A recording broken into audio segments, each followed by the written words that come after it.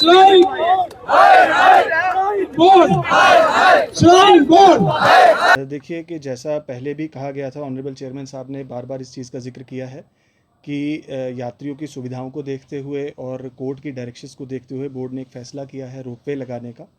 कटरा से सांझी छत जिसकी अलाइनमेंट थी, और उसके अंदर स्थानीय लोगों के काफ़ी कंसर्न्स थे उसको लेकर के, चाहे वो लाइवलीहुड्स का इशू हो, चाहे उसकी अलाइनमेंट का इशू हो, जिसके ऊपर बोर्ड द्वारा एक कमेटी गठित की गई थी जिसके साथ जिनकी स्थानीय लोगों के साथ एक बैठक भी हुई थी और इन मुद्दों पर चर्चा हुई थी। और अब जो लोगों का कंसर्न ये है कि आगे इस काम को कैसे बढ़ाया जाए, उससे पहले इनके कंसर्न्स जो हैं वो एड्रेस नहीं हुए हैं, और ये चाहते हैं कि एक बार और हमारी बोर्ड कमेटी के साथ बैठक हो और इनके पूरे कंसर्न्स एड्रेस किए जाएं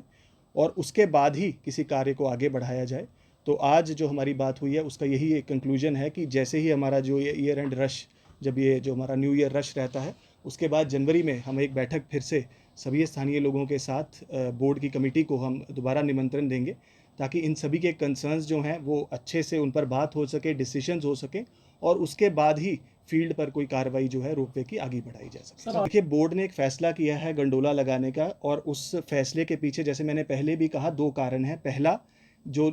बहुत से जो हमारे सीनियर सिटीजन्स हैं, मेडिकली अनएबल जो पिलग्रिम्स हैं या स्पेशली एबल्ड पिलग्रिम्स हैं बहुत सारे, जो यात्रा नहीं कर पाते हैं। दूसरा, उनकी सुख सुविधा के लिए, और जो क्योंकि हेलीकॉप्टर की कैपेसिटी हमारी लिमिटेड है और हम सभियों को वो सहूलत नहीं दे पा रहे हैं, तो वो एक कारण है जो जिसकी वजह से बोर्ड ने ये फैसला किया। दूसरा, जो ऑनरेबल सुप्रीम कोर्ट द्वारा सेंट्रल एम्पावर्ड कमेटी गठित हुई थी, उसकी एक इम्पॉर्टेंट रिकमेंडेशन है कि ऑल्टरनेट सोर्स ऑफ मीडियम, क्योंकि जो घोड़ों की संख्या है उसके अंदर भी कंट्रोल करने के लिए एनजीटी ने कहा है, रेगुलेट करने की बात हुई है, तो एक ऑल्टरनेट कन्वीनियंट मोड जो है पिलग्रिम्स के लिए उसको देना बोर्ड की जिम्मेदारी है। इन दो जो बैकग्राउंड बातों के मद्देनज़र ही ये फैसला लिया था। तो जहाँ तक रोपवे लगने की बात है वो एक डिसीजन बोर्ड का हो चुका है, लेकिन कैसे लगना है, क्या अलाइनमेंट होनी चाहिए, मोडेलिटीज़ क्या हों, टिकटिंग कहाँ से होनी चाहिए, वो सारी चीज़ों पर स्थानीय लोगों से बात होनी है, जिसके लिए बोर्ड की जो एक कमेटी गठित हुई है, जिसकी एक बैठक हुई है और एक और बैठक जनवरी में हम कन्वीन करेंगे। एक्सप्रेस वे पे जो लोगों का कंसर्न्स हैं, पहले भी इन्होंने कमेटी के सामने भी रखे थे कि जो इंटरमोडल स्टेशन है वहाँ पर शायद एक्सप्रेस वे टर्मिनेट होना चाहिए और उसके बियॉन्ड कटरा को बाईपास करते हुए शायद लोगों की एप्रीहेंशंस हैं कि लोग शायद डायरेक्टली ताराकोट की तरफ आगे बढ़ेंगे या स्थानीय लोगों का रोज़गार अफेक्ट होगा। उसके अंदर एक एश्योरेंस जो मैं देना चाहूँगा वो ये है कि बोर्ड ने ताराकोट पर कोई भी पार्किंग फैसिलिटी कंसीव नहीं की है और ना ही आगे में बोर्ड का ऐसा कोई विचार है। तो अगर आप एक्सप्रेसवे या रोड जहाँ सर भी जाती है, लोगों को पार्किंग की फैसिलिटी सिर्फ इंटरमोडल स्टेशन में ही रहेगी और उसके बाद उनको अपने अपने तरीके से जो है यात्रा मार्ग की तरफ प्रस्थान करना होगा, जिस भी यात्रा मार्ग को वो की तरफ वो बढ़ना चाह रहे हैं।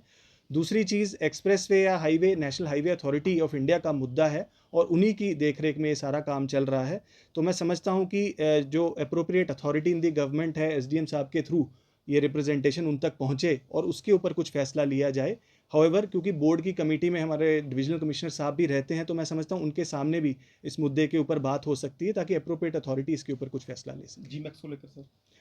जो घोड़ों के ब्लॉक या अनब्लॉक का कुछ सवाल है, उसके अंदर इन लोगों की जो सभी स्टेक होल्डर्स की बात पे हमने ये फैसला किया है कि जो हमारा एसओपी है कि क्या पेनल्टीज़ लगनी चाहिए, कार्ड कब ब्लॉक रहना चाहिए, क्या प्रोविजंस होने चाहिए, उसको हम दोबारा से रीवर्क करेंगे और एक नई पॉलिसी बनाएंगे सभी लोगों से बात करते हुए। और फिलहाल जिन लोगों को ऐसा लगता है कि कुछ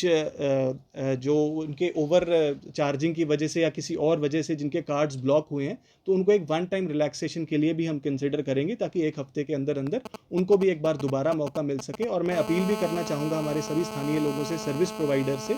कि यात्री के इंटरेस्ट को हम सबसे पहले देखें और आगे हमारे को ऐसा मौका ही ना आए कि हमें किसी भी तरीके की वायलेशंस या पेनल्टीज़ की तरफ जाना पड़े, और हम जो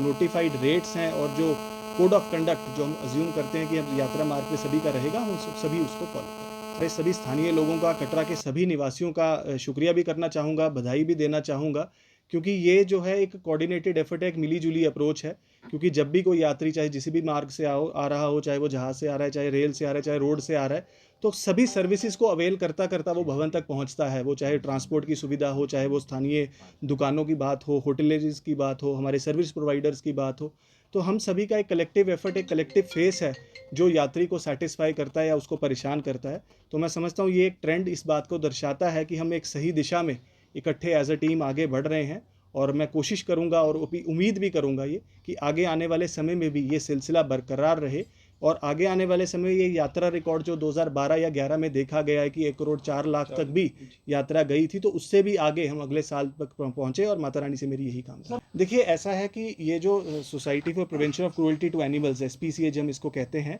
उसके अंदर SDM साहब उसके वाइस चेयरमैन है और उसी के पास पावर है टू रेगुलेट जो पोनीज हैं जो अप्लाई करती हैं और जो पोनी ऑपरेटर्स हैं। बोर्ड सिर्फ फैसिलिटेट करता है उनकी रेगुलेशन जब वो ट्रैक पे अप्लाई करते हैं। तो ये दोनों बड़ी डिफरेंट रिस्पॉन्सिबिलिटीज़ हैं और हम उसी रिस्पॉन्सिबिलिटी के दायरे में ही काम करते हैं। हाउएवर, अगर SDM साहब को उनको अप्रोच करना ईजी है तो हम आपस में बात करके इस प्रोसेस को और सिंप्लीफाई करने की कोशिश ज़रूर कर सकते हैं। मैंने यही कहा कि जब फील्ड पर हम कोई भी काम आगे नहीं बढ़ाएंगे, कोई भी डॉक्यूमेंट्री प्रोसीजर को हम आगे नहीं बढ़ाएंगे जब तक हमारी बोर्ड के जो द्वारा गठित कमेटी है उनके साथ स्थानीय लोगों की बैठक ना हो जाए।